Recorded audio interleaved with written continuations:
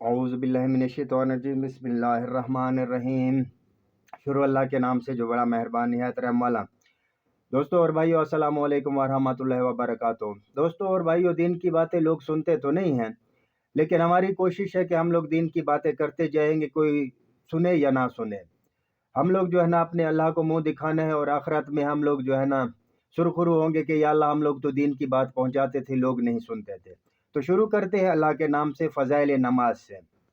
حضرت کعب احبار رضی اللہ تعالیٰ عنہ فرماتے ہیں کہ قسم ہے اس پاک ذات کی جس نے تورات حضرت موسیٰ علیہ السلام پر، اور انجیل حضرت عیسیٰ علیہ السلام، اور زبور حضرت داؤد علیہ السلام اعلیٰ نبی علیہ الصلاۃ والسلام پر نازل فرمائی، اور قرآن شریف سیدنا محمد صلی اللہ علیہ وآلہ وسلم پر نازل فرمایا کہ یہ آیتیں فرض نمازوں کو جو جماعت سے ایسی جگہ پڑھنے کے بارے میں جہاں اذان ہوتی ہو نازل ہوئی ہیں۔ ترجمہ آیات: جس دن حق تعالی شان و ساک کی تجلی فرمائیں گے، جو ایک خاص قسم کی تجلی ہوگی، اور لوگ اس دن سجدے کے لیے بلائے جائیں گے تو یہ لوگ سجدہ نہیں کر سکیں گے، ان کی آنکھیں شرم کے مارے جھکی ہوئی ہوں گی اور ان پر ذلت چھائی ہوئی ہوگی، اس لیے کہ یہ لوگ دنیا میں سجدے کی طرف بلائے جاتے تھے اور صحیح سالم تندرست تھے، پھر بھی سجدہ نہیں کرتے تھے۔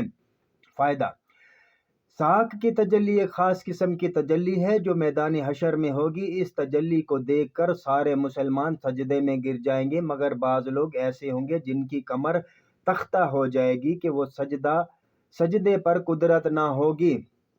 یہ کون لوگ ہوں گے؟ ان کے بارے میں تفسیریں مختلف وارد ہوئی ہیں۔ ایک تفسیر یہ ہے کہ کعب احبار رضی اللہ تعالیٰ عنہ سے منقول ہے، اور اسی کے موافق حضرت ابن عباس رضی اللہ تعالیٰ عنہ وغیرہ سے بھی منقول ہے کہ یہ وہ لوگ ہوں گے جو دنیا میں جماعت کی نماز کے واسطے بلائے جاتے تھے اور جماعت کی نماز نہیں پڑھتے تھے۔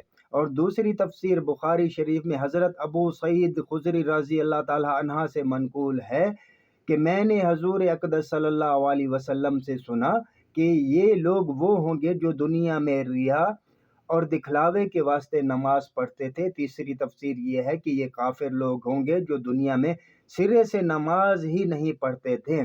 چوتھی تفسیر یہ ہے کہ اس میں مراد منافق ہے۔ بہرحال اس تفسیر کے موافق، جس کو حضرت کعب احبار رضی اللہ تعالیٰ عنہ قسم کھا کر ارشاد فرماتے ہیں، اور حضرت ابن عباس رضی اللہ تعالیٰ عنہ جیسے جلیل القدر صحابی امام تفسیر سے اس کی تائید ہوتی ہے، کتنا سخت معاملہ ہے کہ میدان حشر میں ذلت و نکبت ہو، اور جہاں سارے مسلمان سجدے میں مشغول ہوں، اس سے سجدہ ادا نہ ہو سکے۔ ان کے علاوہ اور بھی بہت سی وعیدیں جماعت کے چھوڑنے پر آئی ہیں۔ مسلمان کے لیے تو ایک بھی وعید کی ضرورت نہیں کہ اللہ اور اس کے رسول صلی اللہ علیہ وسلم کا حکم و ارشاد ہی سب کچھ ہے، اور جس کو اس کی قدر نہیں، اس کے لیے ہزار طرح کی وعیدیں بھی بیکار ہیں۔ جب سزا کا وقت آئے گا تو پشیمانی ہوگی جو بیکار ہوگی۔ یہ تھا جو فضائل نماز سے مختصر احادیث۔ ہم سے کوئی غلطی کوتاہی ہو گئی ہو تو اللہ رب العزت ہمیں معاف فرمائے، آمین ثم آمین۔